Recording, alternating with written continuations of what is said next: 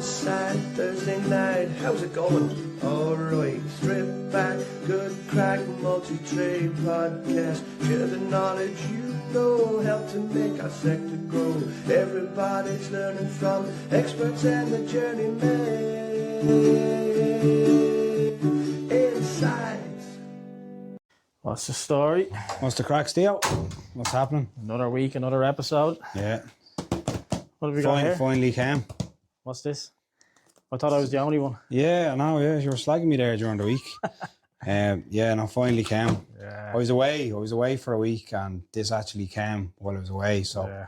deadly little present to get on the way back. 6218's in there, is it? 6218 on the 1104, the jacket. Class. Deadly. Yeah, so I was just popping a message over to Lindsay, Holly and Ray to say thanks. This is obviously the jacket.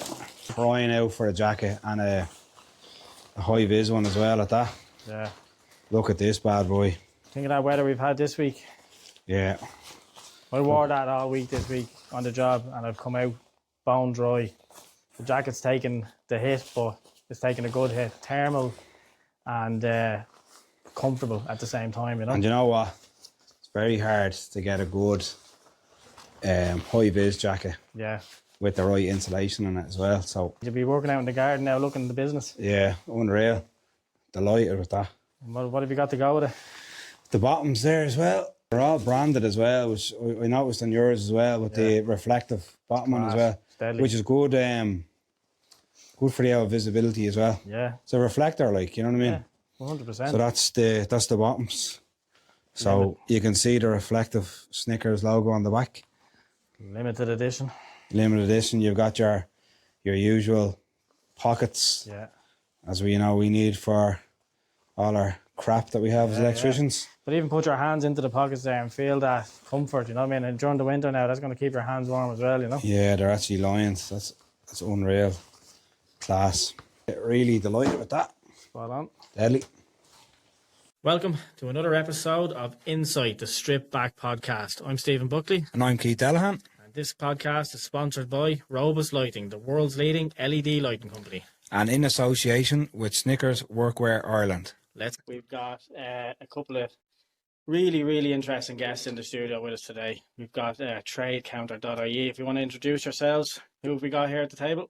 I'm Dave I'm Jan. from TheTradeCounter.ie. Yeah. Yeah. And where are you growing up? I can hear the Dublin voices on it. Whereabouts you're from? I'm Killamana, based Tala. So I grew up in Tala and what you know. He's a south sider and I'm a north sider. So I'm from Artane. So I cross the tracks. We live in Tala now. Yeah. Artane. We move around that way a lot, actually. You're upgraded to Tala. Yeah. My dad has like Edenmore and stuff like that. Yeah. A lot as a kid, like, you know. Yeah. But, And I actually do love Tala. I do. We never ever thought I would say that as a north side. If you told me when I was younger I would live in the south side, I'd be like, no. it's Tala's But- it's west side, is it? East. Oh, no. It's just the west side of South is side. it? Oh, do all Yeah, but they pushed it out a bit. They pushed it out a little bit, haven't they? Like, No, west side is Clondalkin. So, yeah. Southwest. Southwest. Southwest. But what we usually do is with our guests, we just try to maybe strip it back a little bit to let them know a little bit about the guests and where they grew up and what their childhood was like and stuff in school and stuff like that, just to sort of break the ice a bit, and then we'll get into the good stories then. You love your childhood first. Well, I set the standard, like. My childhood was perfect. I grew up in the Brady Bunch. My mum and dad are the only people that they've ever been with since they were 15. They married each other when they were 21. Madly in love to this day. I have 3 brothers. Actually, one of them's an electrician. I was very good in school. I was goody two shoes. I danced. I played badminton, I swam, I did karate, I did the Order of Malta. I was in every activity. I had a very normal childhood. Very That's normal. no good Until for I was this. 18. Yeah. Until That's I was no 18. good. Until I was 18. I had like a massive affair with like my manager at work who was 10 years older than me. What? Did you go back to that again? I got good when I hit 18, but my childhood was lovely.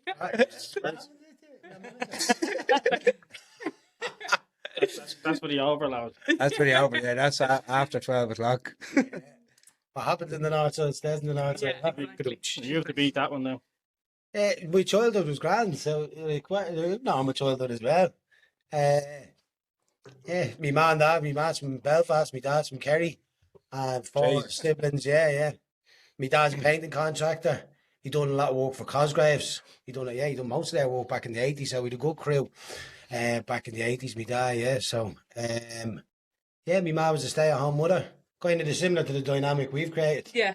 Yeah. Yeah, we both grew up like with dads who worked and mums who stayed at home. Yeah. So it's funny. We both actually wanted that, which is like most people don't. There's not a lot of women who want to stay at home, Yeah. who are happy to stay at home, who don't want to pursue a career. And then there's not a lot of men who are happy to just go out and, you know, the girls kind of stays at home. So we were really lucky we'd grown up in that. And then we both actually wanted It was that. easier for, I think, our parents to do that type of thing years ago, wasn't it? 'Cause I think Definitely, Yeah, and we're lucky financially. I can afford to stay at home. Like, do you know what I mean? And But in this day and age, with crashes and all, like you'd probably just be working to pay a crash bill anyway. Like you know what I mean? But it was about $8,000 for a house back then, anyway. Like so. Yeah, true. I don't know how, Jen. I don't know how you stay at home. Like I love my kids. I don't know if you have kids or not. Love them. My whole life is work and my kids and Jen as well. Yeah. It is all just upbringing, isn't it? And what is bet into you when you were. Yeah, but like one weekend, like the weekend with the kids, I hate, and not like I'm glad to go back to work Monday morning. And Jen, she does like 7 days a week. I don't know how she does that, honestly. I'd crack up. No, I love them with all my heart and soul, but I just don't know how. Yeah. She sounds like she's the voice of reason as well with you. So I give her that. Give her that's a job. That's a job. That's a job in itself as well. The anchor, is it? Yeah, The anchor. I have an anchor at home as well. Yeah. You are. And you wouldn't believe how much work is there. She taught me something else. Who's is there? Alias. Oh, yeah. And it is like it's Oh, here it's we an go. extra. No, but go back to your childhood because you haven't told them good bits. Yeah, so like the good bits of my childhood, jeez, what's the good bits? When you left school when you were 15. Oh yeah, left school when I was When you 15. did drugs when you were 12. Like that's all really interesting. It's really good stuff. Like, Yeah. perspective. That's normal to him. Yeah. To me, like, you know. Yeah, but like as far as on the drugs, I'm not going to go into detail on that, like just for the sake of. Okay, so I know I'm in recovery. I've no problem speaking about recovery. Yeah. The older, so this is where your podcast is going to get mixed up. So anyway, because it's going to go from the start to the middle. That's all right. No, like I thought about there earlier. Well, I've no problem talking about because all my teenagers, I'll talk to them all day long. Yeah. About whatever drugs and if they want and they know all the ins and outs. Yeah. But my younger kids, I don't know if they ever see it around. Well, Danny's seen it or something like that. He doesn't. My uncle doesn't. Anyway. Where would be there now? Let us know their names. I'll bar them from all the pages anyway. My childhood, yeah. So I was, I started smoking hash when I was 12 years of age. And that's why, because that's what everybody was doing. Yeah. And that's what like people. I always was convinced everybody done this, and it wasn't the case. I found out in later life. No, it was only the people that I was attracted to and surrounded myself with. Yeah. But I was fully convinced.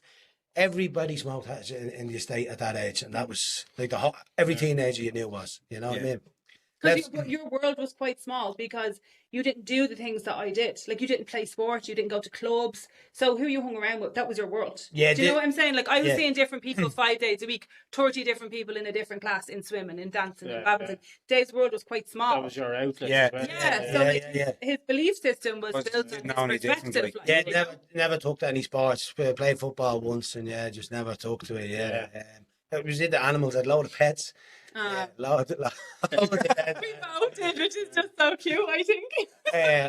Loads of pets as a kid, and then as the teenage years kicked in, I kind of forgot about the pets. I used to go home stoned and sit in the chipmunk cage. I had a cage with chipmunks. And I'd sit sure they were there, I think. Was there chipmunks?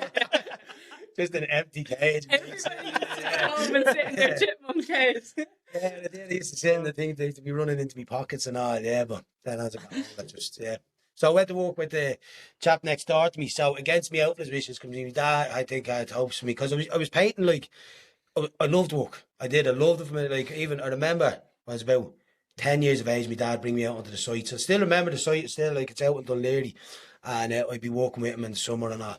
I was that small that my ma's she made me very own custom made pair of white overalls, white trousers to look like overalls. And so by the time then I was 15, I done a work experience with Alan Walsh next door. And I probably shouldn't say it's fun. Anyway, I done it, with him next door.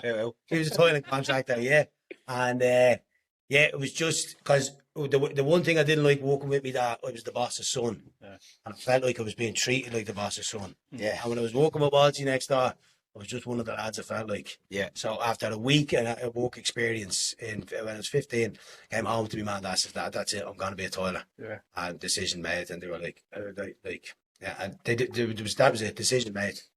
And and that was the beginning. What was of the it. feeling like for you to get the money in your hands? Like, was it, like I know you liked working, like, but to start getting the money being paid, like, it's obviously a good feeling to Pay get from that. someone else as well. Like, Yeah. you know, Yeah, proper it was. boss. Yeah, and it was like, I think I remember, like, well, the first few weeks was 20 quid, and then I went up to 60 quid a week, and I loved it. I was up every morning at like 7 o'clock every morning, and I remember after a while, I'd sit looking out the window waiting for him to collect me, and he wasn't as early as a riser, and he told me, he was just, no, just wait, and I'll ring you when I'm on the way over.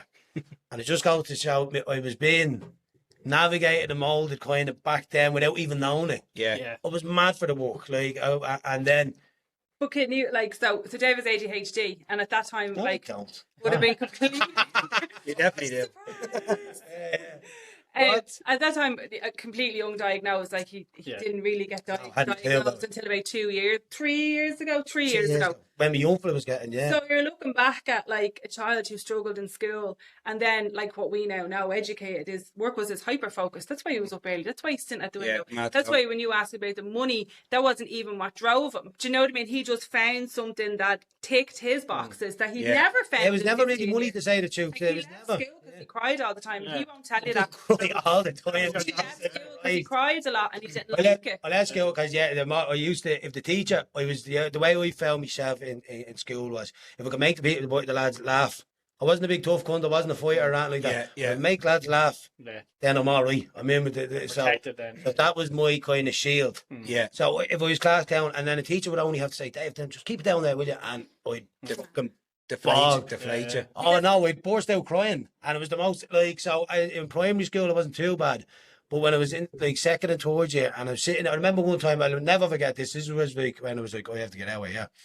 We were in detention, and I was in with all the headbangers, and I thought I was Jack the lad, and then the year head called me into the room, and he didn't even call me into the room to give out to me, and I burst out crying, and then I had to, and he's like, "Relax, you're okay, and I was bought, and then I had to go back out to all these headbangers, and that was it. I was like, get me the fuck out. But I never knew anything of ADHD. So even to a point when my uncle was only getting diagnosed, and his mother, from past relationship, I have my 8-year-old son, and there was not arguments, but I couldn't see it. She was like, I'm getting him diagnosed for ADHD, or getting him assessed. And I was like, what are you talking about getting him assessed? And Jen came to the assessment. Because he kept saying things like, oh, sure, I used to do that. And everything they were saying. This is only 2 I years used ago. to do Like, that. I got my daughter, like, just He's this saying year, that as well, yeah. Oh, yeah. She's like 11 now. My wife could see it through Yeah, the years. And our 4-year-olds. now I should like an probably advertisement. get like I could get We know assessed it because now. I was doing all the questions and the questions. Yeah. I said it to Keith like it's me. Yeah, I yeah. just said, That's that's what normal. happened. It's normal. Yeah. Like, Oh God, Yeah. 2 years ago when we were in the room, Doctor, what's his name? Parameshwar. And he was like, okay, so there's this and there's this, and I was like, yeah, that's. I remember that in school. And I remember daydreaming. I used to sit in school and I imagine going into my pencil case, and I'd spend the whole bleeding day in the pencil case. So that's normal. Like this is, and then it was literally he stopped and there was the moment, wasn't he? He was looking at me going, at what point is this fucking penny going to drop with this man? And then it was. Went home, I got on the YouTube and I started looking at videos of ADHD, and my God. Everything. And a lot of what was happening was I was subconsciously micromanaging him. He's not going to like me telling you any of this. I'm definitely going to tell you. Here we go. So Dave will get in the shower. You get up in the morning and get in the shower. Now this is old, right? This is old now, right? Because the kids now, but at the beginning. And when you get out of the shower, his Snickers would be there, his T-shirt would be there, his boxers and his socks, and his, literally. Like me as well. And he'd go downstairs and his porridge, like I would have put them out by the way, not him. And his porridge is in the know, bowl. yeah. Yeah. Yeah, but the truth be told, No, in what- fairness, I figured out how to put my boxers I on. know. Fucking time before, you know what I mean? Left foot I first, wasn't, then I your wasn't right going foot. 2 commando years. for the last 40 years, you know what I mean? But But when you have a handy thing going there, you're not going to go, It oh, I reduced- put me clothes out there. Put them back in the wardrobe and find them myself. What? Some grown ass man would. Oh, idiots would. No, you would look at that and go, sweet, and then wonder what's downstairs for breakfast. But it lowered a lot of his symptoms because his day started well. Yeah. His Okay. breakfast was made. His lunch was done. My boxers were on. Yeah, like, because I would do This like is a gonna be healthy a good lunch day. and it would be packed. You, Sorry. Right. Yeah, it's all about schedules. It's all Of course about, it is. And eating and Yeah. sleeping. Oh, yeah, and, eating, you yeah, know, yeah. all the stress was taken away from him as far as like kind of managing little parts of his life. But it was, he just had to get up and go to work and come home. He still only has to get up You just and have go to to work go and come home. to it. Like, you should come to it I'm not today. saying that. My What missus is I'm going to saying love is- this because she'd say the Yeah. exact same thing. Exact same thing. Yeah. So, Well, like, you had to be whole if I didn't do. he if I didn't have think that about done. what he was going to wear today. Hmm. But I had to think 2 days ago, was that t-shirt washed and is it dried? Do you know what I'm saying? Seriously, he came home and had a shower and that was in the wardrobe. But that's kind of, isn't that like if you didn't have to think about the shower order I just ordered and got wrong, and now Shannon called me. No, you didn't. You know what I mean? Because that's your I'm job. stressing all day. That's your stress. You see, but that's your job, right? Oh. So you do Decor 24 and then I do the kids and the house. And then outside of that, No, but you you've start never putting pants on the bed. You start with it, I and did. then you take it away. Do you know what I mean? So sorry, my What? point was we never knew he had ADHD until his son was diagnosed because there was a lot of micromanaging going on. And it was actually one of the reasons we didn't see that his son had it because he's in his mammy's 75% of the time, he's with us 25% of the time. And I was micromanaging him as well. I knew he needs to go to the toilet, he needs to have food, he needs to sleep. All these things had to happen. I'm a very like kind of routine type How of about your parent. kids? Or Yeah, about that? Yeah. both of them. All of them. But at the moment, when finding out, But that diagnosis then, thinking back then to, you know, the teenage years and then the dopamine hits that you were looking for that you didn't for know sure. you were looking for then. And then that then leads into then obviously the addiction then. Do you feel that all played one part in it then? It's the ADHD oh, then? it was written all like Yeah. most kids get a gerbil. I had fucking 20 gerbils. I had Yeah. snakes. I had fucking Yeah. guinea pigs. I had a whole shed like, full of animals. You know what I mean? Because one is never enough for an Certain addict in obsession with anything. it, Yeah. Yeah.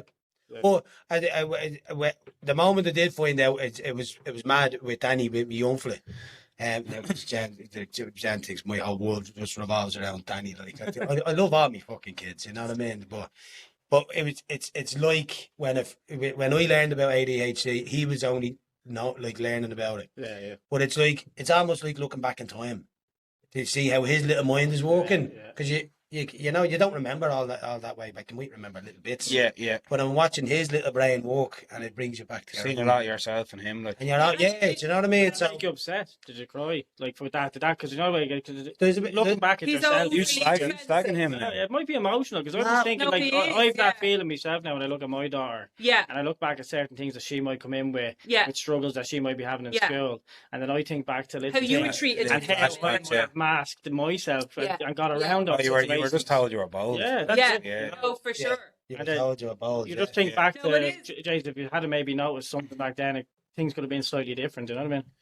Yeah, like could things be different? Yeah, well, look, his come here. It was like I didn't know I was like an addict for like I didn't know anything about addiction until the very end. Do you know what I mean? What's actually very sad is a lot of addicts at this age, at our age, like we're 40s, like a lot of them actually, okay, so they become addicts, but they didn't start as addicts. A lot of them have ADHD undiagnosed, and that's what for triggered sure. it. Like, and A lot of obviously tradesmen as well. There's a percentage that, and of course tradesmen, because, you know, back in our day, if you couldn't do school, you went into a trade. Do you know what I mean? That was it. And then you go back further, the reason they couldn't concentrate in school is because they had ADHD. Yeah. And then you put a load of fucking ADHD men in one fucking place, and that's not going to end well, No. you know? And one of them is like, oh, take a bit of this, and this is great, crack, and come out with us on a Friday night. And they're in there at 16 and 17 years of But age. the sad thing is that still happens on the sites. Of course. It's still rampant on the sites. Yeah. I know I don't do any sites, but I've known from lads like the coke and drugs, and It's coming back around again. It is, yeah. it's scary. Yeah, that kind of Celtic Tiger kind of feel. I don't know about the sites, but I have heard like At what point do people make that switch from, you know, the light drugs to the hard drugs, and then actually realise that it's gone a bit too far? Like, did you notice it over time, or did somebody have to come and actually? like Approach without it. going into too much detail, I guess. But no, like when I look back on it, Yeah, there was nothing. There was no substance that I was afraid of. right. And nothing scared me. And that was right back to early 23, 24. And I won't put names on my. Yeah, yeah. I'm not going to start listing off. No. Yeah. But when I look back in it, like where even lads, headbangers that we would have been hanging out with, they would have been like, oh, what are you at there? And we were like, no, so look, if I fucking at that, we may as well try that and we'll give that a bash. What is, you know what I mean? You can't, don't judge me because, you know what I mean? It was obvious massive justifications around the whole thing. But It was always with him, like, where everybody went out for a drink in their 20s. I used to drink in my 20s, and then everybody went home. Dave never went home. yeah, we It didn't was even- never over. I didn't even Do you know what I need- mean? It yeah, was never yeah. like, okay, we had a great night, high five, have a fucking kebab, see you tomorrow. Do you know what I Yeah. mean? It was like, this No, we can't didn't. We ever didn't. fucking Didn't end. Yeah. we didn't go out much. I didn't hang. The gang and I. When you went went into out. town, you'd go in for days. Yeah, but no, like it was more. There was a shed, and I practically nearly lived in that shed. Not lived in it, but we made shed for you. We drank out on the road every night of the week. Like it was 6 or 8 cans every night of the week. That was before even it got into the harder stuff. It was always, yeah, it was every night of the week. Something was happening, you know that way for years. It's scary to think that you It's couldn't culture have stuff, fear, though. Do you know what I mean? Like you're saying there, I had no fear.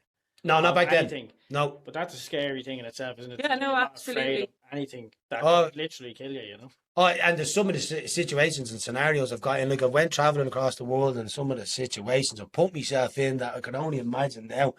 I would cry if I was put in a situation, and it's just it just turns you. It turns you into this. I don't know. I wouldn't say. Well, I think you start something, so you just have to keep going with it. It's like walking into a room with a fucking English accent, and then you're like, oh, I can't stop doing this now because I'm going to look like a tick. So you just get more and more English as you keep going. And that's what it is, though. You know, we walked in as a mad bastard. Dave is like, We're gonna do an English accent there. pussy, like he's a Well, really... no, not pussy. What the fuck? This is what happens, George. She gets a little inch and then she goes, yeah, He's a really pussy on the road. soft-hearted, like Yeah. gentle child, teenager, just so... When I'm in the gym and you know what I mean. Man, yeah. Kill us all. And it's so sad that, like, yeah, literally, like, through masking, he ended up in all these situations because, like that, he started. it. So What age did you meet? we only met 6 years ago. 6 years ago. So he 6 was- years. What stage were you at then in terms of the So just recovery at the or- very beginning of recovery. Now, we He were was not set- together 6 years. Every 5 years, I'd say. We're Was it? together 6 years on the 15th of I believe we December. were, so. Thanks. The 15th of December, yeah. I'm the same. I'm straight with dates. Like, he's going to be right. Let me check my and diary. he, literally, he was Check the back of my Dave. 7 months in recovery when he met me. Okay. And he was still Amazing. an addict. Like, he shouldn't have been in a relationship. So Yeah. when you get into recovery, you do not, like, one of the rules as such is you do not get into a relationship for 12 months because you're supposed to focus on yourself and keep doing Yeah. meetings and Yeah. find out who you are, like, you know. And we did an absolute typical addict behavior relationship. We met each other. We went on a date. No, I texted it. We met on Tinder. I texted him on Tinder. He texted me back. He said, can I ring you? And we were on the phone for 5 hours. Right? That was the first time we ever spoke. And then we were on the phone for 5 and 6 hours every single Talking night. businesses. Till 2, 3, Talk- 4 o'clock in the morning. And this is the beauty of it when we were first talking, Jen was mad for the business and all. And now that, like, so we were taking over the world. Because my thing was in recovery, gonna set up businesses and gonna do all of this. To a point of this is how deluded, this is how blinded she was by obviously the good looks, and she was just mad for me. Because I was saying like things like, I was thinking of a chip bag that after you finish the chips, you can wipe your face with the chip bag. Right? And she's like, oh my God, your brain is amazing. How do you think of these things? Now I come in with a multi-million-dollar idea today, and she's like, shut up, you fucking idiot. You stupid idiot. Find your own boxes. You know? Boxes. Wiping my face with the chip fucking bag.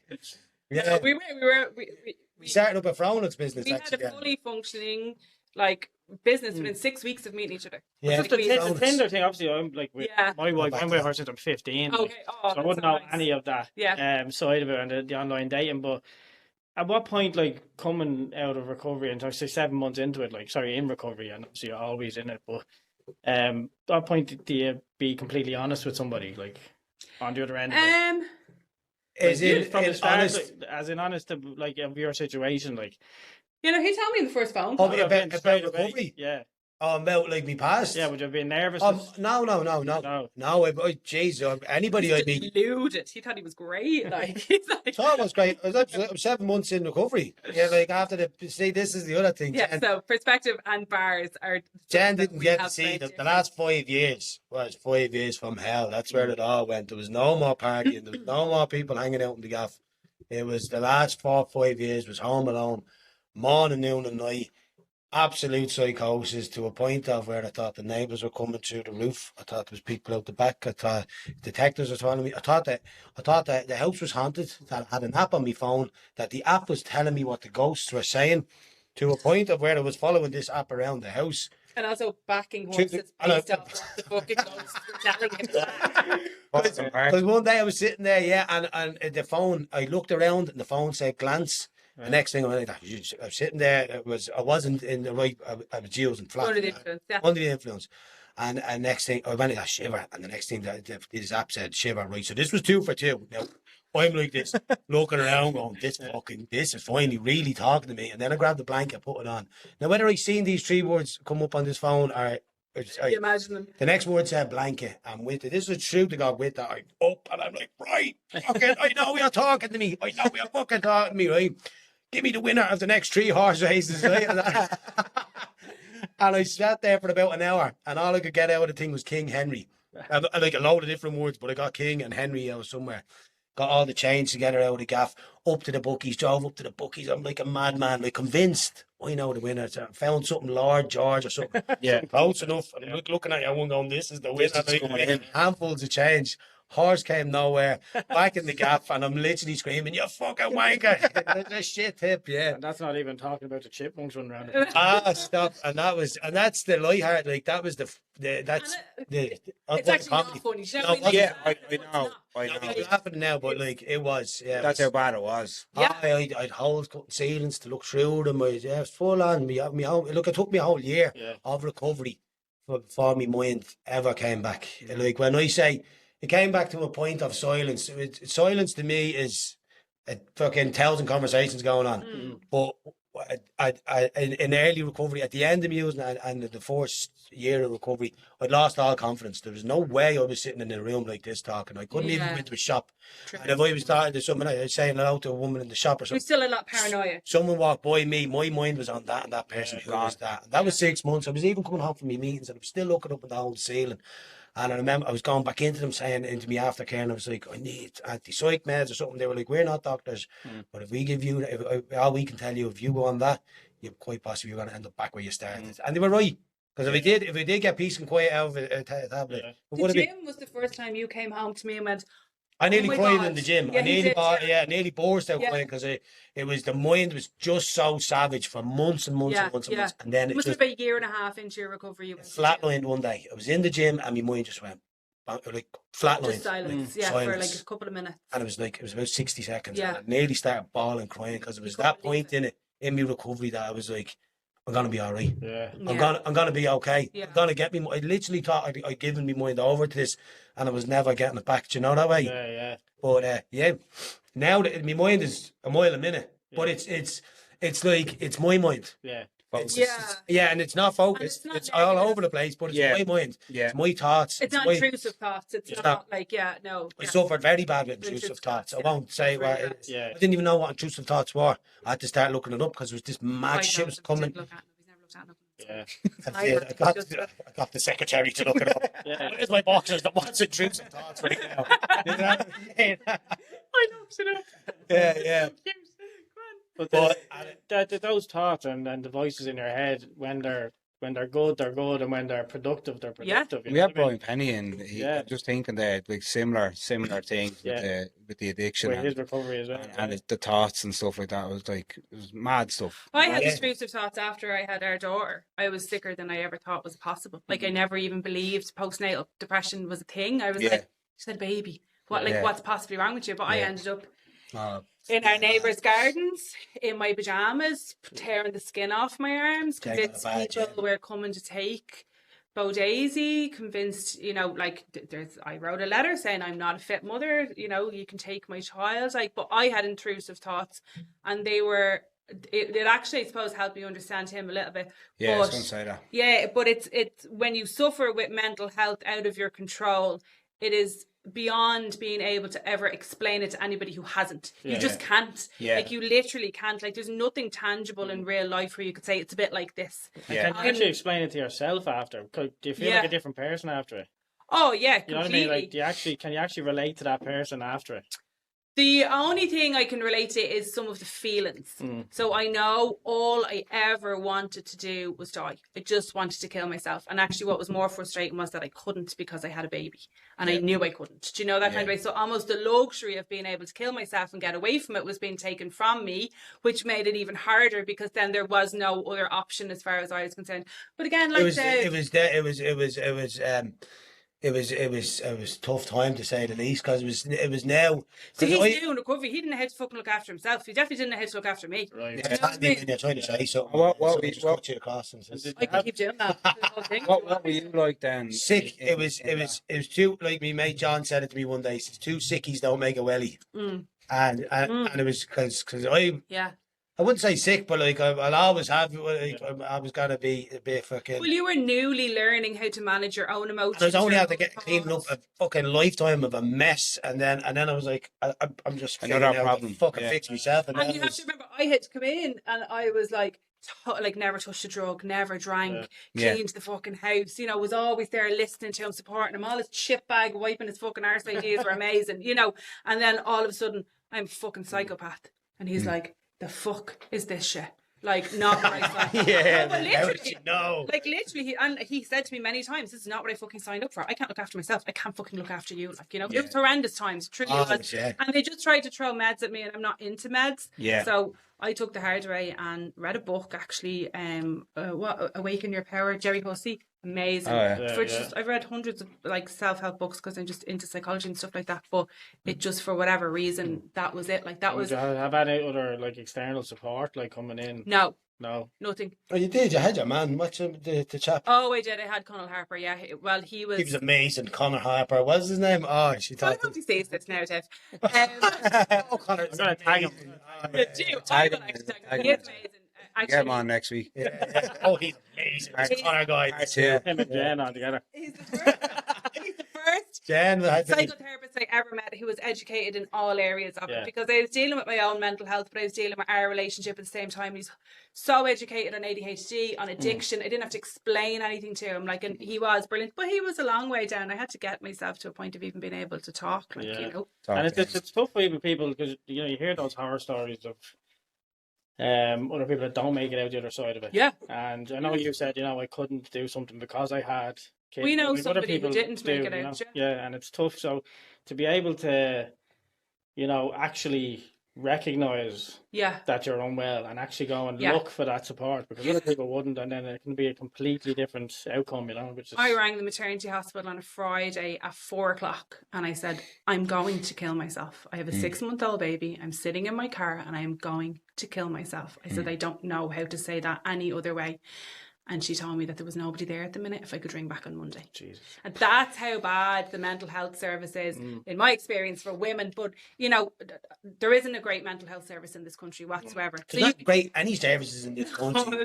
But mental health is a massive issue at the moment. Scary, That's pretty bad, No, absolutely. It's like if you're going to kill yourself, you can only do it in office hours 9 to 5, Monday to Friday. Yeah. You know, somebody like, is just looking for somebody to you do around 10 just acknowledge them. She only had to be a human. Yeah, just she acknowledge only it. had to be, listen, I am not qualified. I'm only answering the phone, but what's your name? How old is your baby? You know, like, sure. You want to have a chat? Just bring it back down to basic. Like, oh my God, like, I would have been in my car going to that woman's house. Do you know what I mean? Like, there's no way I could have hung up that phone to somebody like that. And my only assumption is that that's what they have to do constantly. Do you know what I mean? Like, they're allowed, yeah. No, there is services in the country as well, but I suppose. But you're not in a state of mind to go looking for the right service. No. You bring the first one that comes to your comes to your head, and you're putting a flare out there for people to hopefully see, like, you know what I mean? If somebody sees it, then you might just get into the right, you know. It's so scary, isn't it? Because like in the wrong ears, that could have been someone just going, "This is it. That's enough." But you know, they come back to me one day. Oh yeah, that's what I mean. Like, that's so sad. Yeah, so simple could have snapped you out, but either as well. And like Dave and his addiction, like, you're not always behaving how you feel. You can be behaving like outwardly. Somebody could look at you and go, oh my God, you're behaving like a fucking arsehole. Like, do you know what I mean? But you're actually fucking dying on the inside. Yeah, you know, worse like addiction, like, expresses itself like I met loads of lads like Dave in nightclubs. Do you know what I mean? Over the years, and you're just like, oh fuck. Not like that. You know, Just like say, fuck well. off, you fucking loser. But like they're all, every single one of them are 5-year-old children, roaring, crying on the inside, just looking Just for that backstories, yeah. approval. Yeah. Oh yeah, it's all a front. Yeah. It's what you said, Dave, as well. Even like it being so prevalent now on sites, like with you know, Country's on the its lads are not fucking going knees, out and drinking and socialising anymore. It's going out and it's you know, it's taking people back. You know, with another 20 years, like for when stuff that people were doing, as you know, the lads in the suits were doing, it's now everywhere. Oh, it's kids. Yeah, But it's professionals who are earning good money, who have good, you know, but it's family acceptable. lives. And it's acceptable. There's no levels to it anymore. It's everywhere. Yeah, and to the point where men mask so much anyway. Forget about the ADHD and any type of other mental issues that could show up in adulthood that might not be diagnosed in childhood. Men are very good at just keeping emotions in anyway. Oh yeah, bottle it all up. So no matter what they're going through or whatever point that they get to, like if it is even a bad situation where they owe money to somebody or they've got themselves into a bad situation with a relationship or work or something like that, and they turn to something for a bit of relief with it, it's very hard for a man to come to, you know, and we talk about it on the podcast, a group setting with other males and actually open up and say, look, I'm struggling here and I've got this issue. And it gets to that point then where, unfortunately, and with the numbers that, you know, we hear about every year, like in Ireland of, you know, suicides rising because of just not being able to speak. And that's like yourself coming on here, it's just putting stuff out there to somebody to say, like, you know, forget about the trades, like, because that's one part of it. I know it's major numbers in the trades, like, but countrywide. I've seen it like firsthand with a couple of lads that started with me. I think that's what you're getting at. But like, it started with them. Like I know a couple of them going back years. Like, and it started like a social thing. Yeah. Then it started spilling into their family life, and then spilling into their which is mad to think it spills into the work life. Like, and you're pushing it on other people. Like I've had a couple of instances. I won't even name names. I'll tell you what happened, but. When it's got into work life, that's where you've kind of stepped over. When the lads, any lad out there that's using it when he's not drinking, he needs to put his hand up and he needs to, you know, look for him. That's the time. But this is the big problem, because like years ago, I remember when there was road deaths were fucking the highest numbers ever. Seatbelts now, drink driving. Every ad you seen was cars flipping upside down, and like they've done the massive campaign, and people everywhere you look now, people wear their seatbelt. Yeah. Why can't the government run like campaigns like that for drug addiction? Why, like they have, there is services out there. There is, because when I did put my hand up, it was true actually. My best mate who went before me, and it was me and him. We used the whole childhood. We were best of mates in the world. And all we did is use. And then he disappeared for a while. And then the next thing I heard from him, he told me he was 6 months in recovery. I didn't know where he was at in his life. 6 months in recovery. He says, you should come up here. You need to come up here. You should, if you want it, I get you introduced. I went up to TRP in Tally. He brought me up there. That was the beginning of my journey. I knew nothing of these services. I knew, you know what I mean? And once I found out about it. They're not public. They're not. No. There was then I knew there was Swan, there's a place to have mental health, and there's free like counselling, and it is there. But why isn't there ads? There should be. I remember when I was living in Australia, there was ads. They do ads it for gambling now, actually. Yeah, which is they do it for gambling, and they I've heard ads for gambling all right before, and they should do it for gambling, because gambling is just as legal. The one really dangerous thing about gambling is you could go home and lost the whole fucking mortgage, and your wife wouldn't even know about it. You put a big smile on and sit down and eat dinner. Yeah. If you're drunk or you're using your family, it's going to show its face, but you could be gambling like everything away and nobody knows. But what I'm getting at is they have an ad for fucking gambling on the radio. Why isn't it on the telly? Why isn't there ads to show like? And they put music to it, like they'll not glorify in a sense, but they do like sort of. You know, you think back to when you sent me that voice note, like before you came on during the week, like we were talking about a little bit of this chat beforehand, and you raised that as an issue, and it just got me thinking back to, you know, the Samantha Mumba music, you know, and the people driving with no seatbelts on, and you know, gets people into it, and people just know then Samantha Mumba then as that advert, and it just that gets people stays going. with you. But it stays with you, and it's just like that. It's just something simple. Something simple, but for people to be able to turn to your co-worker and say, like, so in Australia, there was ads. I remember it well. It was about crystal meth, and it was what to look out for in your co-workers. Not just for the people using it, and like, but it was a great awareness around addiction. But be able to turn to you and say, are you what, like, you know what I mean? If you can start looking out for them. We still, as a society, have a majority amount of functioning addicts. Okay, so like, whether this is right or wrong politically, okay, we all, like, most people I know anyway would say there's junkies, okay? They're who you see on the street, and you'll never see two people more in love than two junkies. I just would love to have the love that those junkies have. You will never see two people more in love than two junkies going down the road.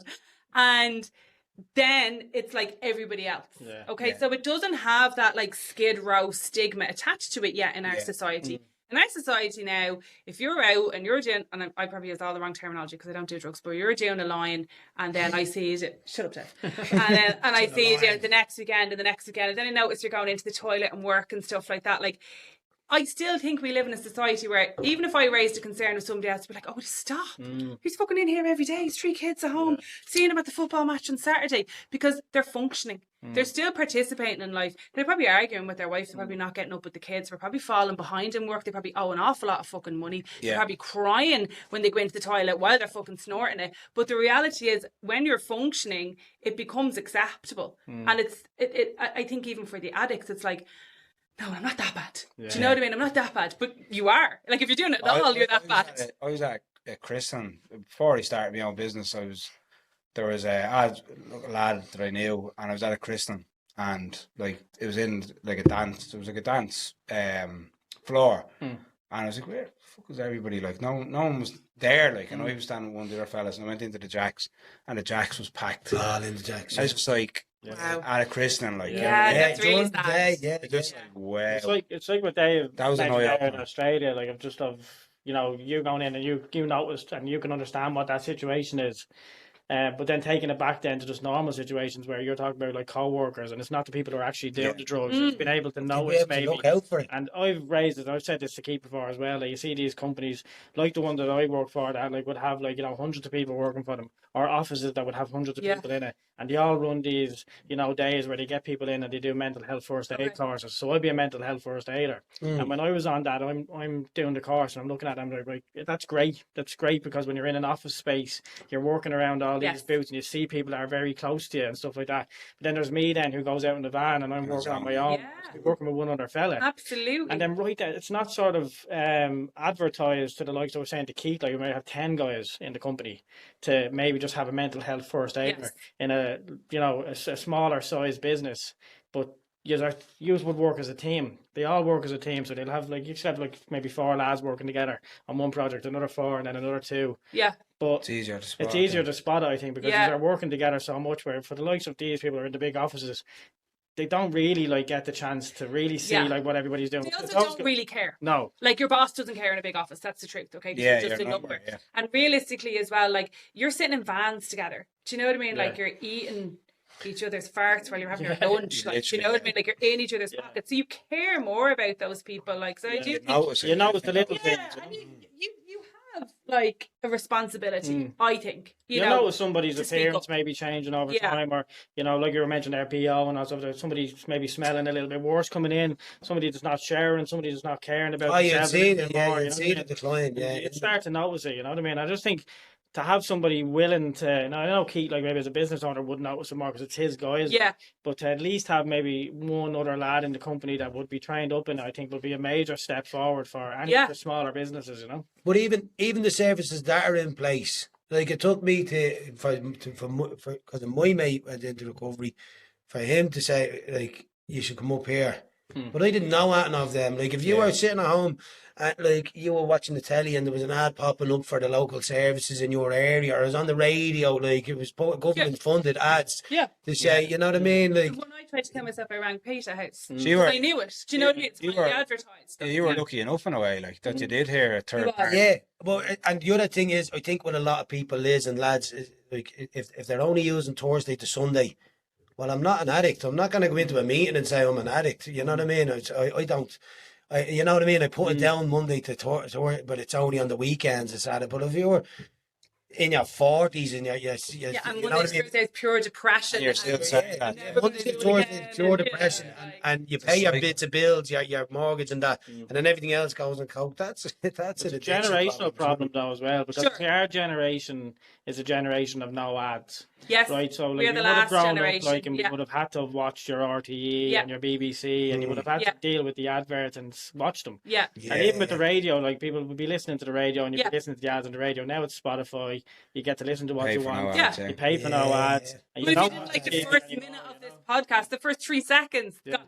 Yeah. You don't. Gone. There's That's no. it. So like Yeah. we're now, it's very hard to reach people now. I We are think so much It's all that. closer. There's me still stuck in the 90s. But we're so connected. David's stuck in the Yeah, 90s. we're connected the through 90s are the best. podcasts. We're connected. This is the Yeah, advert. for sure. And I The think conversation is the everything starts at advert. home. Yeah, Like, see what you said there, conversation. I was just talking to some people yesterday, or the day before yesterday, and I was just saying to them, now, I'm not religious or anything like that, but something that Ireland has lost is a sense of community, right? Because we don't all go to Mass anymore. We all went to Mass as kids, right? We were brought, you went on a Sunday, you did, whatever it was, Christmas Mass or whatever, but we went. And then you messaged your friends outside while your mum talked to Mary and she was asking how Joe was, right? We don't have that anymore. No. There is nothing in Ireland that actually brings us together. There's sports, but it's still not like you might stand beside one person on the side of a pitch, but we don't have that sense of community anymore. And then for me, it brings it back to the home. I love the idea of men talking. Like, I genuinely do. Like, we're talkers. Like, he talks a lot. No, but about important stuff. Like, no, he would have, like, at the beginning. Do you know what I mean? Like, Dave, actually, I wish Dave shut the fuck up. Like, Dave reads me, like, 100 times a day. Like, just to let me know if the shower screen is 2 mils too small. And I don't fucking care. But getting a lot of airtime here. lots of people don't talk. And I think the kids and our experience is really important, is that all of the shit that we've learned and, that Dave has been through and you probably see doing your mental health introductions and stuff like that, is maybe adults aren't going to like have personality transplants and rapidly change overnight, but the next generation can. And I think it's talking to them and explaining to them and saying, it's okay if you're crying, it's okay if he said this, it's okay. And I know it can be very feeling orientated and that's hard, but for me that's going to create better adults in the future. Do you know what I mean? I'm afraid for the next generation. I don't think it's any way better. I just think it's different gonna get- addictions. yeah, More isolated. it's more isolated. It's there's more control on people's minds from external sources now that they didn't have Absolutely. before, and I just think it's scarier. You know what I mean? I think a lot of the stuff that people might have noticed or might have been influenced by was in front of them and was in front of other people and might have been a bit more noticeable in the area. Where now it's, you don't know what's affecting or what's, focusing people's minds in now through their phones. And stuff. I think it's just but far more separated. Like now, it's everybody's in their own room. Not even if you're in the same room as someone, you're on 2 different devices. And you're in 2 different worlds, and you're sitting right beside each other, and the TV is on, and nobody's watching the fucking TV. I'm going to slightly disagree with you, right? Oh. Yeah. Just Here we go. Step it up a notch. so Oh, la. from a parental point of view, right? So my eldest son is 19, right? I had him on my own. We were on our own for 14 years together. And he never, ever had internet till he was 12, right? Didn't have Wi-Fi in the house. He didn't have a phone. He didn't have anything, right? And to the extent that the teachers called me up and were like, oh, we're doing this thing on Netflix and YouTube and trying to explain to him. And they're like, Tyler keeps saying he has no internet in the house. I was like, we don't have internet in the house. And she was like, what? And I was like, we just don't have it. And that was it. We just didn't have it. Yeah. Tyler played GAA. Tyler played football. Tyler went in the Artane Boys band. Tyler went out on his bike with his mates. Tyler lived outside. Yeah. Tyler's 19 now. He's not addicted to his phone. And I can honestly say that. No, he's not. He's not. He works as a butcher. He's a He butcher could go man, out till 4 o'clock in the morning. Now, is he up, bro? Like, do you know what I mean? The hair gets cut every 10 days. Yeah. No exaggeration. Like, every 10 days, the hair gets cut and it's flicked about 400 fucking times a minute. Like, do you know what I mean? Yeah. No lad like that. Loves the clothes, loves the Well, runners. he's the exception. He goes out He's till 4 exactly- o'clock in the morning. It is and happening he a bit won't even more. drink. But I would like to think it's because of everything I put in at the Yeah. beginning. Yeah. Work at the I start, yeah. opened his world up. I put him into sports. I took Yeah, away the yeah. devices that the other kids had. Mm. And then- then he but- has the capability of conversation of Yeah. he'd walk in here and chat to you, no butters. Yeah.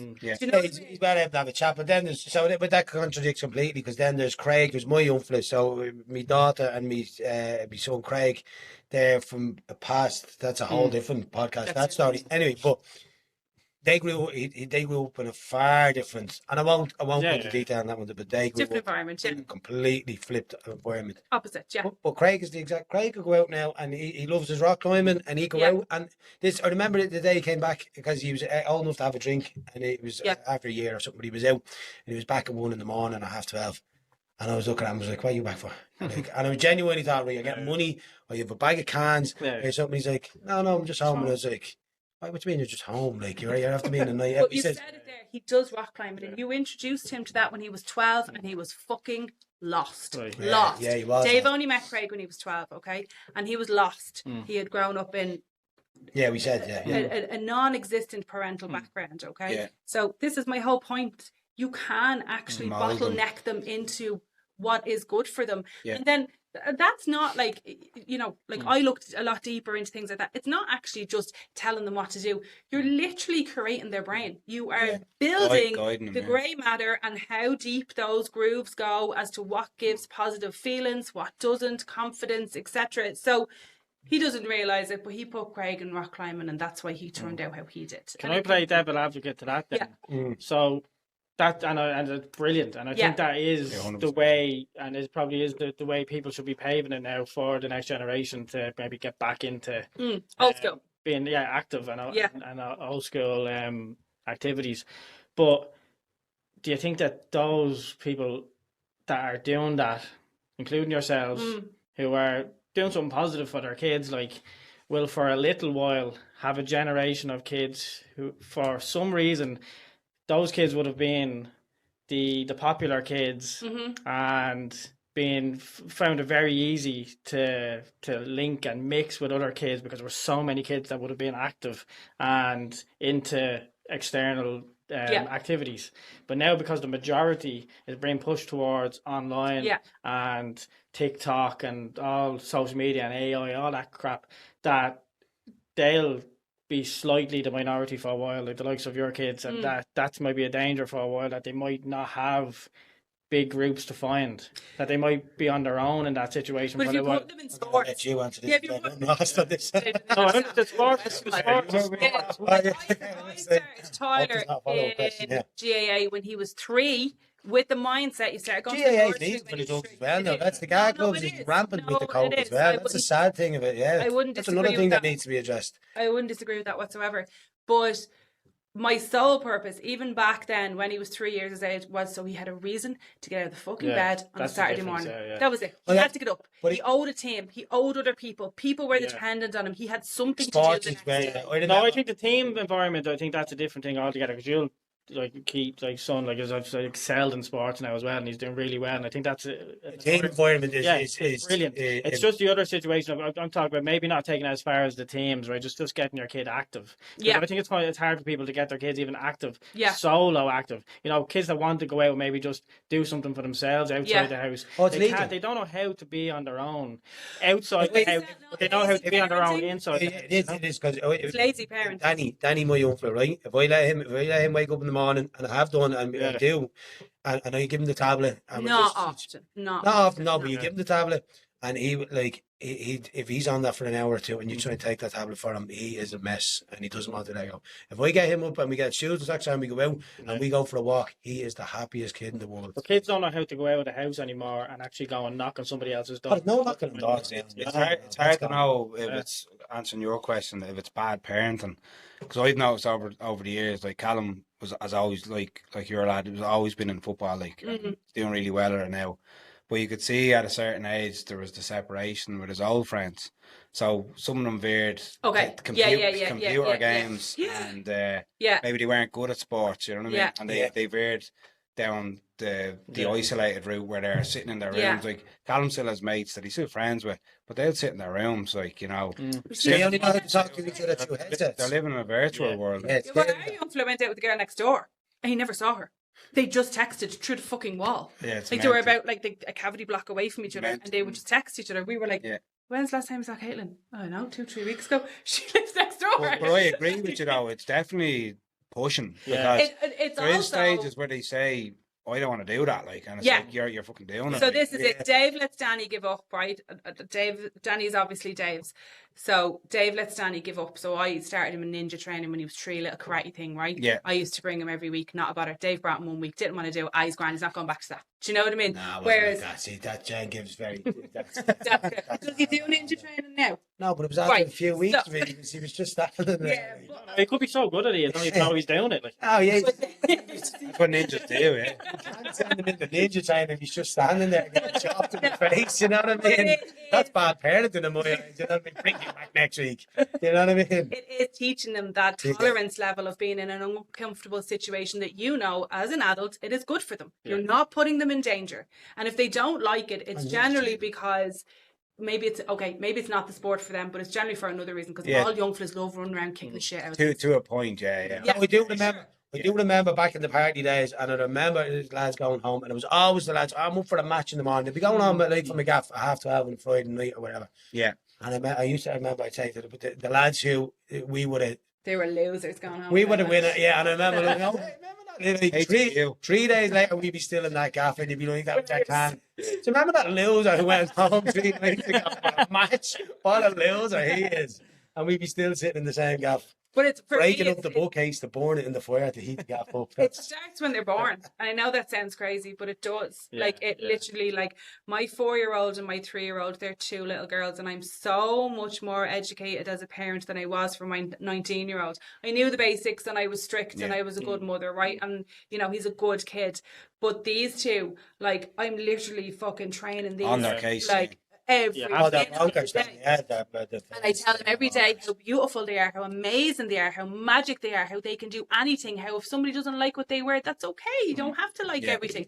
And imagine growing up with that belief system every single day from the person that you admire more than anybody else in the whole world. Your own mom telling you that. Yeah. But then on the flip side of that, let's go. I play that. What happens then when they hear something like, because there's a lot of Donald Trump. a lot of wankers out there. Can I say course on this? Yeah.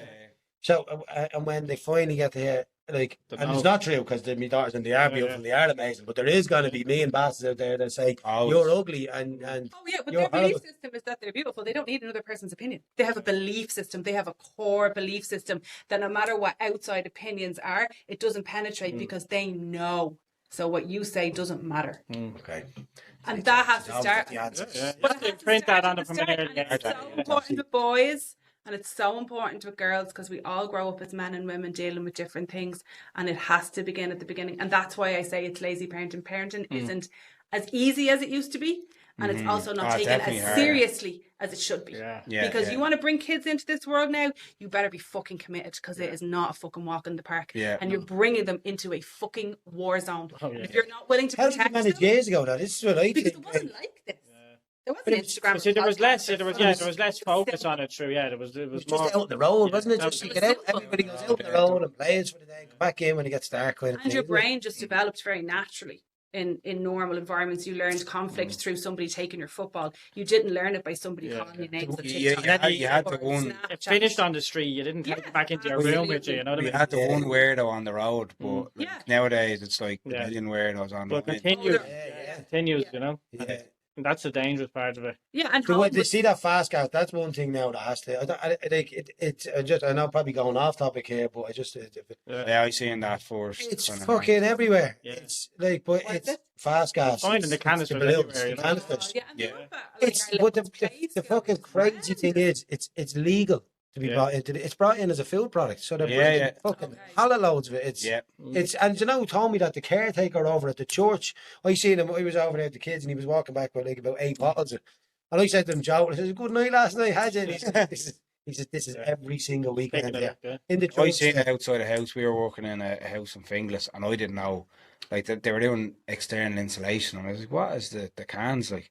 There was about 30 cans. Fast gas. Yeah, fast gas. We're It's fine. balloons. Black. Sorry, car parks and stuff that we work in, a lot of the offices are all down the car parks, Friday nights and all this down there, you know. And the kids losing the power of their legs and all. And like this, the fucking annoying thing about this. It'll be when kids start dropping dead from it, or there's a massive addiction problem to it. Like did you ever watch the documentary, the Steve-O from Jackass? Yeah. He was that's where his addiction brought him to fast gas. Now when I say his whole apartment was covered in, like, he did little small canisters of it, the whole floor of the apartment, and he was gone the same. It was like any drug. He was gone into complete psychosis. He was convinced people were coming. You should watch it. Yeah. Well worth, it's about an hour long. It's well worth to watch. I thought you were going to tell us the hour there. No, I won't tell you the whole hour. But like, how the fuck is us four sitting here see that that's a problem, and the government, with all their brains and all the money, can't go, okay, this fast gas thing's a problem. Let's get this banned from being a food product. And it's just so simple. Yeah. Like. But that's my point, is that you can't depend on the government. You know, changing generations and trying to make a change, obviously, with kids and stuff. You're using, you know, a goal setting mindset now, like coming through your recovery to push maybe the trade industry in a certain direction now to try and help other tradespeople with Trade Counter. Where did the concept of that come from? The concept of the Trade Counter. I don't know, should I say, so we're not the first to do it. Yeah. There is, will I say the name of it? Yeah, you can. No, don't promote another fucking company. No, it's not promoting it. No, but this is So, because he's well known, so I was on Joe Doyle's one, Trade Links. And so he has one set up, and there was a breakaway from him. There was another one called Trade Aid, but I was on Joe Doyle's one, and I says I could do one of these. I'll do one of these. I'm sure there's enough room for it. You know, 100%. And I says I'll do it, and I'll do it better. I'll try and do it better. And so so yeah, I'm not on that one anymore. Let's just say. We're a different one. All of a sudden I was like, why aren't I allowed into this one? Yeah, so I'm not on that one. So we set it up and we tried to, what I feel on it, we're trying to do as much with this, what we've created, give as much back to the lads that are involved in it. Do you know what I mean? So I'm not going to speak any more of the one I was on, but the one we do. So we were straight away, we said, like, how can we make this better for it? So the apprenticeship thing came up. So we said we'll do it on our landing page, a free section for all apprentices, all young men and women, if they want to get it. They just fill out the form, and then when we get our group full enough, there'll be. So if we get 1,000, our goal is to put 1,000 companies onto this. We've 100 on it already. Our goal is to put 1,000 onto this, and this is just the first phase of it. We're going to go into a whole other thing, but if we have 1,000 companies there, surely some of them are going to be looking for apprentices. Definitely. And if it costs, so that was just one thing. What else did we do? But look, it did, like, Dave did have that literal thought process of, I could do this, like, right? Yeah. Turns out, actually, being honest, it's really fucking hard. It's And fucking that's the truth. It's like really hard, okay? We both have full-time jobs. Now we literally have another full-time job, like, you know? And starting any company, Joe Doyle has the amazing platform of his name. You know, he's not unknown. He has a legacy behind him. You know, he has a reputation behind him. We were nobodies coming into this game. And like what you were saying, Stephen, like, it did start off with, we could do this, and then it very quickly came to, well, why are we doing it and what's it for? And you do realize very quickly that tradesmen are like some of the most creative, productive, hardworking men and women out there, but they're not organized, they're disconnected. A lot of them have ADHD, and that's just a fact in how they end up in their trades. There's not great communication skills between each of them, and the mad thing is that they all fucking need each other. Literally, one can't do something without the other. Do you know what I mean? There's not one single trade that just goes in, does their trade, and no other trade comes in and does anything else around it. But there wasn't this ability to be able to connect so easily. And like, I suppose we do live in this kind of keyboard warrior generation, like, you know, so it's really easy to say in a WhatsApp group where you don't know anybody, I've nothing on next week, lads, if you have on. Do you know what I mean? As opposed to sitting at home and going, oh my God, I fucking, you know, like yourself, 10 lads keep busy next week. She's after cancelling. I've nothing up for 2 weeks. What the fuck am I supposed to do? So that ability to be able to just bang that message in, and you're in a room of 100, 200, 700 lads Who is so couldn't eat a good. dig out, Yeah. And then stupid shit like, lads, I'm actually a sole trader and I was thinking of becoming a limited company. What do you think? Yeah. And there's so many people who have gone before who have been in your position who are happy to come back and help. Yeah. So the mental health aspect of it, of having a really easy platform to reach out to, for me, makes so much sense for a gang of people who don't bloody talk. It was great You know? to hear. Sorry, but it was great to hear already. Like, it's only short. Like, we've only really opened it up, and now the great like. So we'll be telling like what's going like. So we're in the we decided to transition from the marketing team, and I won't name any names or that. We said we're going to shift to another marketing team, and in the transition period, and I won't say why, but everything got deleted. So the WhatsApp group is still there. Yeah. But my website got deleted, and Decor24's website got deleted. The landing page I just got paid for, the whole lot got wiped.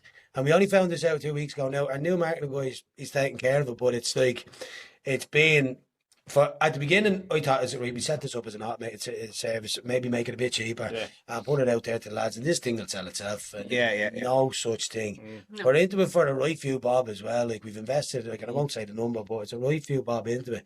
Now the only promising part of it is there's 100 lads on it, and I get to talk to some of them from time to time. Some of them I know, and then some of them just ring me up, to chat about how it's going. And the majority of the feedback is like, I fucking love this group. I've now like Sparks, and he actually does work for me. But he took on a lad through the trade counter. He took him on because his business grew that quick. He got in touch with one or two big builders from it, and the thing is his business has just grown straight away. Like he speaks nothing but like of it. You know what I mean? It makes sense. Like I it don't is see a why no-brainer. like building contractors wouldn't be on something like that. Like, Are you in it, Keith? no, I don't want any more work. No. Do you get that type of response as well, where lads are saying, So what we like, say is, you don't want any more work. not for it. now, Right. not now. But do you want subbies? The odd time? I could, yeah. So there you go. So Yeah. there's a place for you in the group. Yeah. Do you know what I mean? God forbid one of your lads breaks his legs next week. Do you know Yeah, what I one mean? of my lads You're did break his arm, Well, there you that go. was a nightmare, like, you know. That's it, it's good. There's loads of electricians on it. So look, we'll leave the form here. You just fill it out. I'm not stupid enough to think, like, it's good, like, it's good this year, but, like, next year could be shit. You know what I mean? And you could be Everybody knows looking that. for something like that. Well, you know? on What about that, getting your on that, face out there? The likes of these trade shows now that are becoming more prevalent. Yes. The likes of BPEX and stuff like that. Yeah. so Would just try to get in and actually get face to face with the companies and the lads that are going around. Like, yeah, Because so I know what it's the plan very is easy there's to a throw it out. relaunch. There is a Yeah. relaunch coming. Like, so basically what happened is we got the we what's it? We tried to test the concept. Is that what we did? So we've 100 people. You said this does work, but we figured out the back end of it wasn't ready to the back end of it. Yeah. All the automated stuff. Yeah. So that's where they kind of open up a door. Says, right, if this does expand, we're already having little problems with 100. We're going to have massive problems with 1,000. So that's opened up the door to get someone new on board, and that's where we got. So we're in the process. We're only held up now by WhatsApp. We're waiting on. We've put in a call with WhatsApp because there's a problem there. But so we get all that out of the way. Like the goal is the next level of this will be outside of a WhatsApp group. Yeah. Almost like a landing page. But my goal straight away was, what are you smiling at? No, Dave's like always 10 steps ahead. Like, Yeah. so you have Yeah, to be. but my goal was on that. That Worldwide. it's not just Like, yeah. like 4 Yeah. Get Donald Trump in here. Boats and hose. Yeah, boats and houses. I was only singing that and driving in the van earlier. It was. I don't know why. Why was I singing that? Oh, because my clutch sounds like someone was on the phone to me. This is going to happen all the time. But then someone said, what side you're in? You're driving. It sounds like you're in a boat. And then saying all day in my head, boats and houses, boats and houses. And I'm squeaking the clutch and I'm like, boats. And that's ADHD at its finest. Where was I? Back to where I was. Oh, yeah. So on the landing page, I want to do a mental health section that costs nothing on this landing page. Yeah. And a section where lads, they can, if we can get it done right, they can jump in, they can be anonymous, but they can jump in, it's not talk about work. Jump in on the landing page. Yeah. So the WhatsApp group is to talk about work, right? I need 10 sparks, I need this, or I need that. The mental health section will be more of a section where you can just jump in and say, lads, my head's doing a fucking number on me. 2 jobs let me down. I'm 50 grand behind in my bills. And just, you know what I mean? And then if you could put that in and someone else jumps in and says, I'm right there with you, bro, without, like, it was there. Yeah. But that's all, it's same in recovery. The mad thing about recovery is, like, it's just to find out you're actually not on your own. Yeah. You put your That's hand what up I'm and then saying. someone says, I'm right there with you. And then, you know what I mean? You don't have 10 lads out of like a full group who would act as some sort of mentor. Do you know what I mean? Who'd be like, yeah, geez, if anybody hops in, look, you know, what problem Well, it's really what Dave said, and we've said it on the podcast before, like, and we used to do a thing on a Monday, like, where you do an open thing, and anybody could DM us, and we'd, you know, just we'd answer questions, we'd talk back to them, and on live, we just go live, and no, I just put it up as a story, and Okay. I would say, and it'd be just a box on the story, and I'd say write into the box anonymously, and I'll put it out there, and I won't say what it is, and people can give feedback. And you know, like, loads of women's But pages sometimes do only it. one person, sometimes only one person might message back. Yeah. You know what I mean? I'd put it out there, and I'd be like, one person would write a DM, and that's and I'd frustrating, pass isn't that it? answer. No, one to me, person answers the problem. no, only one person would answer it. Okay. But I would say that one person who answered made it, them not feel and I could just share that on to that person, and it just makes it somebody's like you're somebody saying that even just that one person answering, and you're helping them, that's a job well one done. person just sharing that load with somebody else, like just it's amazing. That's all it takes. Is if someone to say I'm right there with you, and even if it is in business, and it's just to know, like even just someone, I know with my two lads let me down, even just the. You know, because when you're the boss, and you probably identify this, you are driving around the van a lot on your own a lot. You know what I mean? You are running a crew of 10 lads or whatever who work for you. And at the end of the day, you can have the laugh and a bit of skit and work together. But at the end of the day, you're going home, and you're like the lads all get paid and they all go home. It's in you know it can get lonely. Not to get a violin. It can get a bit. The point is that you're able to say that out loud. It gets lonely. I'm saying into a fucking microphone. So it's not a violin. That's like a really valid feeling, like, you know, and to be a man and to go home and, you know, maybe your partner's tired of the kids or she has her own job. Maybe you're single. Like, you know, and you go home and you're like, all of this shit in your head, you don't get to put it down. You have to do stuff. Truth be told, your partner's probably annoyed at you that you have to do this stuff because they want you to come home. That's another guilt trip you're then on. That's another burden. That's another problem. For any men then who are listening, it's a heavy load to carry. Yeah, I feel like you're letting the family side of it down by worrying about the work side of it. Yeah, that's really hard to. That for me, that's been, and I've worked on it, and I've failed with it, and I've tried. But the kids will be there.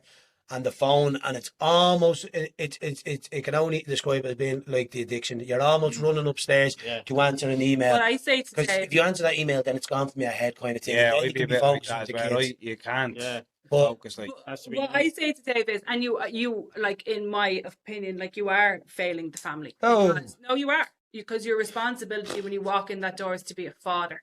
It's not, you have provided all day, everything is done. I always say to Dave, and thank fuck you're not a brain surgeon. There's nothing on that phone that depends on anybody's fucking life. No matter how many pipes are burst, no matter how many fucking wires are, but it's true. This out. Right, this is not listening to this. This is getting cool. But it's true. You should feel blessed that you actually can go home and there is nothing in your job. Fucking Mary's pipe, the whole fucking ceiling's falling down. If that was your blade, that's a very extreme situation. What I'm saying is that you are blessed that you have jobs. The wrong choice.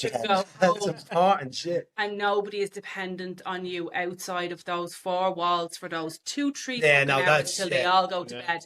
Because that's the truth of it. You can sit in your phone 1 o'clock in the morning when all the kids are in bed. You know what I mean? It's like, just them 2 hours. If I could just get in, put the phone down, and have to. You know, I've had it, and it's the heartbreaking thing is my 2-year-old. Like when you hear that, so Daddy. But that must be tougher now with trying. You're saying you have the jobs, but you're trying to launch something else at the same time. Absolutely. That launch is nearly based around social media as well. And we launched it, and now it feels like we're back to where we were. Fucking. So Jem's only saying the other day, like it's because we work together. Yeah. We're in work when we're in bed. We're in work when we're at our child's birthday party. We're in work when we're in Aldi. We're in work when we're fucking men. We're always in work. Yeah. Any little thing, like any little notification that comes through, like on that TikTok or anything like that, could be a big opportunity. You just don't know. So that's why you're constantly. I can understand it through the podcast as well, where I have like the Instagram, I have the TikTok, I have everything on the phone. And if something comes through, it could be an opportunity for me and Keith to go somewhere. It could be an opportunity for somebody that wants to come in and talk to us. And I'm always just, when the pings... And that's a dopamine, isn't that? That's a dopamine addiction, because we're getting them little kicks out. The truth be told, we're getting that little kick. If they really wanted you, they'll still want you the next day. Sometimes they'll still want you it in an hour's time. We want that. We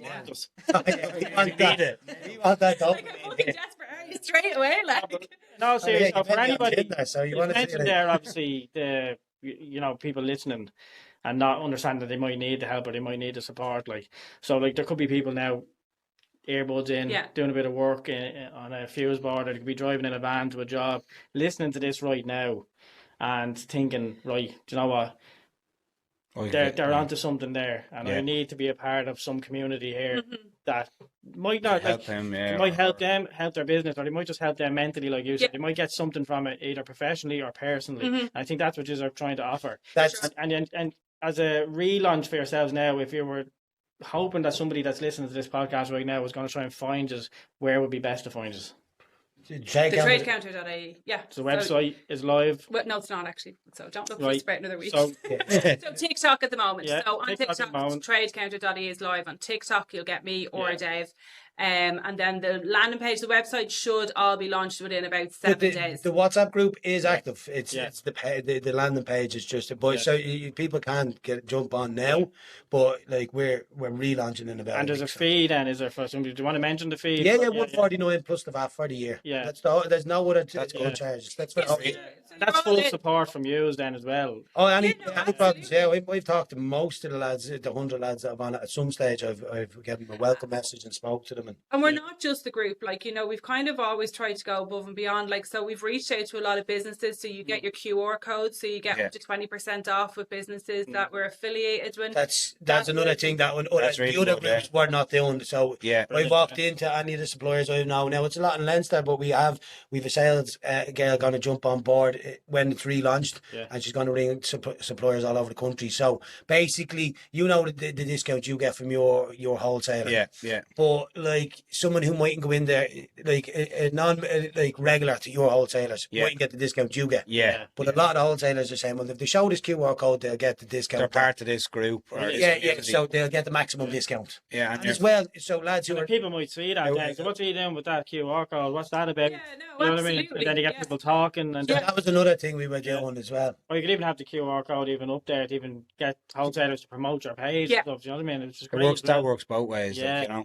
Yeah. I think it's great, and I think what you're doing is great, and Cheers. and I think, you know, we've obviously had the conversation now where we've got to know yous, we've got to know your backgrounds, and that gives people a bit of a better idea of who they're talking to and who they could potentially be, you know, throwing a bit of like, you know, like a bit of absolutely. confidence in, because they need confidence in yourselves, and I think you have come across really well. I think you have come across as two legitimate, like, people who want to help others, and I think that's what it's about, because you know yourself, you could have other platforms who are out there for themselves. Yeah. They're there Yeah. to make the money. Yeah. Yeah, They yeah. don't care, you know, who's getting to what level within that. And I think you're coming across very well with that. And I think And That was the goal. Yeah, That was the goal. To give brilliant. back as much as we Yeah. can. To still run it as a successful business, but also give back as Yeah. much as we can. So it's not just give us your money, get into the group, talk to you later. You won't ever see me. you mentioned it earlier in this episode, the why that you start the business, and I think the why that you started it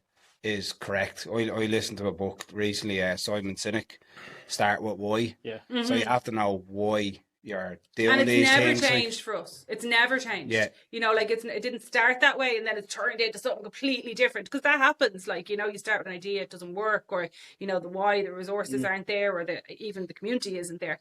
But actually, our why has always stayed the same. Well, you have experienced things personally as well Yeah. that needed, where you needed someone to talk to. Yeah. And you're just kind of funneling this into the trades, because Yeah. to be honest, everyone in the trades, like, we know it, like, you do need someone to talk to, like, and Absolutely. regularly enough as well. Like, you can't just do it once in a blue moon either, like, And the podcast becomes that community. And as well, yeah. just having you in as guests then, like, adds you to our community, adds us to your community. Yeah. So as going forward now, like, we've done with other guests that we've had on, like, he's a friend of the podcast now. So Right job. the page will be shared, and it'll Yeah. be shared again when you're live. It'll be shared again. If there's anything that you want to put onto us, we'll share it to our Yeah. platform. And that's the way it is, because we're out here to help each other. And that's Yeah. just, Yeah, that's that's the way it. it is, yeah. You know what I mean? We believe believe in abundance, like, do you know what I mean? Like, there is enough for everybody in Yeah. every way, shape, or form. Like, and I don't believe in, you know, going solo and being so successful and standing up and looking down on everybody. Yeah, You want everybody there with you going, we all fucking did it. We all made it. Like, do you know what I mean? We all pulled each other up on the way. Yeah. That's what it's about. Like, it's not about What's the solo trekking. What's the hardest question of the lot that we asked? We get two actually now on this one. So Since we were talking about Spotify, no ads on the tellies anyway, but Spotify playlist, what would your song, it could be Boats and Hoes on Spotify. Probably is. could be actually, yeah. What's my You on get one each, Spotify you get one playlist? each. Okay, because they're going to be very different. You get a song each. We already have yours there. Oh, Edged in Blue, Rory Gallagher. Very good. Yeah. There's a reason for that. Is there just That's the song that I want at my funeral. So, right, okay. so yeah, it was just yeah. It's, Is that your thoughts now or the intrusive thoughts after? that's, yeah. Tell the boats now. No, it's a great song. Yeah. Me and my mates as we grew up years ago, the boys on the Shed Gang, Yeah. drinking out every night, but the boys all play guitar and music and all, and they got me into all Led Zeppelin, Pink Floyd, and all.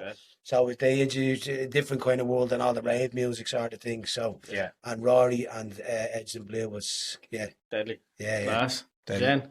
Okay, so mine's like total opposite to that. Oh, it's some pink fluffy thing. No, it is. It's totally pink and fluffy. But mine would be The Greatest Showman. You know the movie, The Greatest Showman? Oh, yeah. So the song The Greatest Show, because I just think you get one chance at life and it should be the greatest show of your life from That's start all to right. finish Sing the song. and as much as possible, you know? Like it should be just fun and colourful and joy and happy and whatever way. It's hard to remember that happens. though. Sorry, go on. It's hard to remember to be. Well, yeah, fun, yeah. You get true, caught yeah, up in the whole yeah. fucking. It is. That's it. Yeah, it's true. You want to look back, like Yeah. for me, that song is looking back in your life and just going, yeah. Yeah. This was Oh the yeah, I greatest saw it down. show. Good go. Yeah. And I genuinely was convinced, and our dad's not like he's not old though. What the age is that? Like Probably- 63. he's Yeah. not- Yeah. But I says to him, John, because he's a real intelligent man, like he's great conversation now and all. I says, John, does it slow down as you get older? He says, no, Dave, it speeds up. I was like, no. I genuinely thought as you start, like as the kids grow up, Yeah. then it starts cruising back, and then See, the time goes fast. You see. Yeah. That's the faster. difference, you know. It's fuck- I nearly had a panic attack in the car one day when we were doing the ages of the girls, and then what age like we'll be when they're 8, and it was Oh, like yeah. Because we had them at like I 39. had to put the windows down and all. It was just I had this fucking just 20 years of my life. I was just like, fuck. Yeah. You know, it was one of those Like, moments. but you said this the other day, like, but this is it. Stop Yeah. looking there. This is No, it. but I This think- is I living. think- This is today. You couldn't put it better in any way. It's just, and you backed up there. It's hard to, but the best thing to do is just enjoy it while you can. Yeah, these are your heydays. Yeah. Them videos you see, little snippets of your kids holding your hand and the little small hand, and Yeah, like yeah. you can only go back to that. That's and like we have that. We're blessed to have that right now. Yeah. And that's, you know what I mean? It's, yeah, right now my phone after work. That's from this. I'm gonna make it out to the public there. It's 2 hours an evening. That's all. Like I get home by 5. Girls go to bed at 7. It's madness. It is mad. Like it is something that you just take for granted. Like, but it's Domino's cookies. I'm struggling out the bits of Domino's cookies. it's not lost on us. I swear to God. It's definitely few and far between when you can get somebody in that definitely has a bit of, you know, a relation to the trades, that is trying to do something that myself and Keith are trying to do in another way. Yes, Conversations. absolutely. Yeah. And like I said before, it's just something that we'll definitely. And it's genuine. Yeah, as well. genuine, yeah. Perfect. And fair play to you. This is great what you do Yeah, it's because amazing setup. Yeah. well, fair you're play. putting your face out there. You're two grown ass man talking about stuff that nobody else wants to talk about. You know. Grown up, are we? Grown every week. Child brains. We're all Basically- child brains. basically. Child brains. No, and that, you know, user front and that user are happy to take the face of that, like, and that's really, really impressive as well. Like, so Appreciate that. Cheers. Stuff. for sure. Thanks, guys. And then do we just be silent until we walk out? That's it. Don't That's it. leave that in there. Cheers. Down for that, guys. Right, John. Speed Beam Express. One of the reasons it's so quick is because of this.